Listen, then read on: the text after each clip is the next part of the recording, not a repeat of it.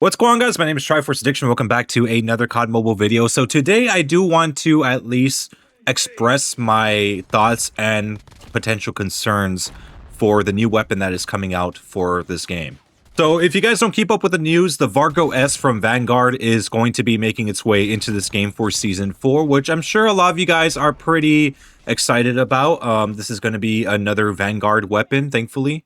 Basically meaning that the gunsmith is going to be a little bit more, I guess, complex than we usually get with Black Ops weapons or just regular COD Mobile type of layouts. But it makes me wonder often, especially when it comes to assault rifles specifically, whether or not it's going to be part of the meta. When I usually think of marksman rifles or shotguns, I don't really consider them to be potential suitors for the meta, mainly because ARs and SMGs kind of dominate those spots anyways.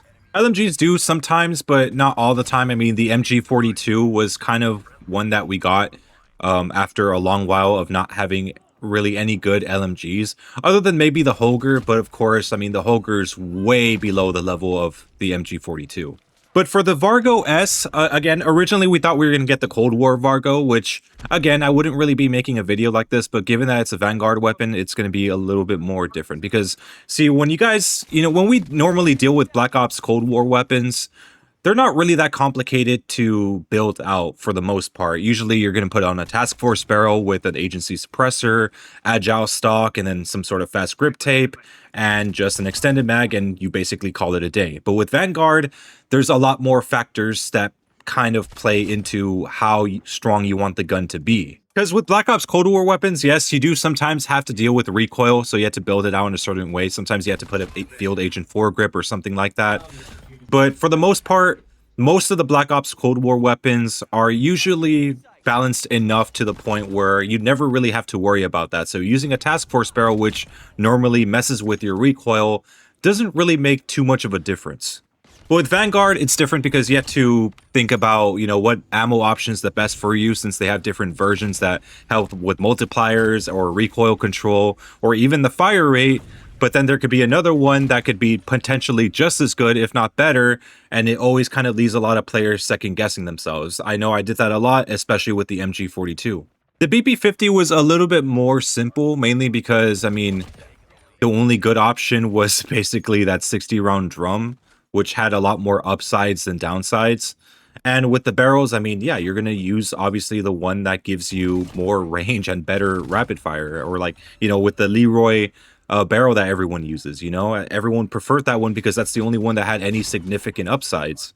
But with the MG42 and even the machine pistol, it was a lot more complex because a lot of the barrels, they all have like equally good benefits. There's some that give you more range, more ADS bullet spread, and maybe a slower fire rate, or maybe just doesn't mess with your fire rate at all. But then there'll be like another one that will keep your fire rate the same, but like it'll just kind of like increase the range and a little bit of the thing without like sacrificing too much movement. The mag options are more or less the same as well. We have the Arisaka mags, and we have like a bigger extended mag that will go up to like 250 rounds. We had stuff like that we also had to take into consideration when building out like the MG42, because what do you want? You want slower fire rate or more damage, or higher fire rate with less damage? So yeah, a lot of attachments messed with everything, and you couldn't like really figure out what was the perfect way to set it up.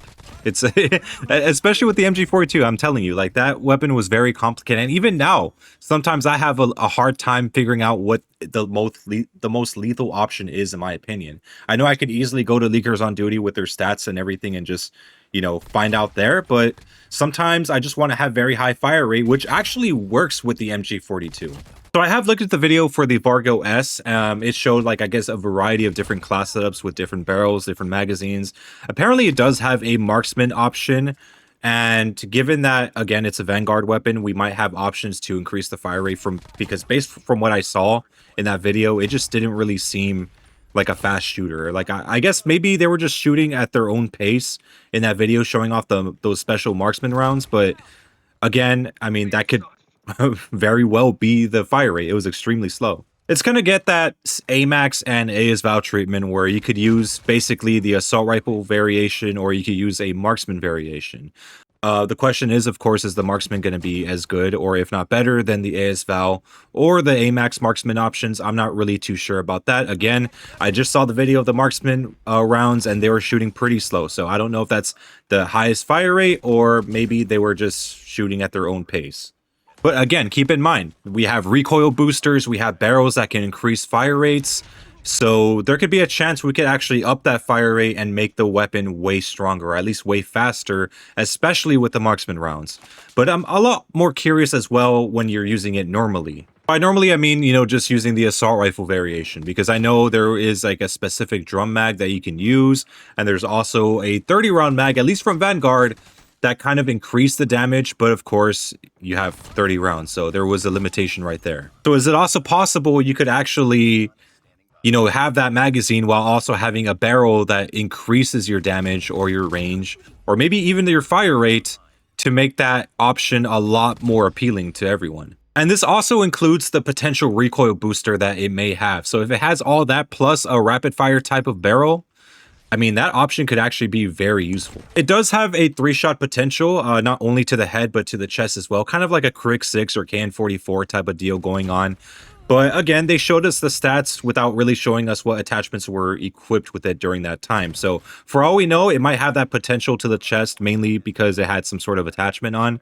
But again, maybe that's just how it is by default. If by default, it already comes with that 3-shot potential to the chest, and you're adding all these other options that make it even stronger while also maintaining its normal fire rate, it could end up becoming quite a monster. But we won't really know what this type of weapon contains, and also since, the Season 3 update, we can't even know how the weapon's going to look like with any camo, so it's going to be a bit of a surprise once we actually get our hands on it, and we're not going to really see how the gun feels or even looks like until we own it, at least. Do I personally think it's going to be an overpowered option? Maybe, probably not. I mean, the USS-9 still kind of reigning supreme. Even if they reduce the ADS bullet spread on that special mag, it's not going to mean anything. People are still going to abuse the shit out of that. So, yeah, it's not going to make too much of a difference. It might replace maybe the Type 19, because I know that one's getting a nerf, but then we also have to, take into consideration that the XM4 still exists. So that may very well replace the Type 19. But again, the vargo-s does have some potential from what it seems. And based on the range that I did see, it looks like it has some pretty strong mid to long range. I think that's basically what they're trying to go for with this weapon. But also so it's supposed to have like this superior mobility. They keep teasing that. So this is right now what we currently have on the stats of the weapon. Again, it does have that 3-shot potential, but again, we don't really know what was equipped on this Vargo when they actually had these stats posted like this. So for all we know, again, it may not actually come with that, that extra damage on the chest. But based on what I'm seeing so far, the ADS bullet spread seems to be pretty cool. The aim down sight time as well as like the ADS movement speed look pretty promising as well. So again, this weapon might also favor mobility as well as good range. Again, we're not really expected to know until we actually get the full update, which could be, pretty soon actually. It's already at least Sunday night at 9:30 p.m. as I'm recording this whole thing. So for all we know, it could come out tonight for a certain region, but for us, it might come out tomorrow night. So again, we don't know. But anyways, hope you guys enjoyed this video. Let me know what you guys think about how the Vargo might perform for Call of Duty Mobile. And yeah, I'll see you guys next time.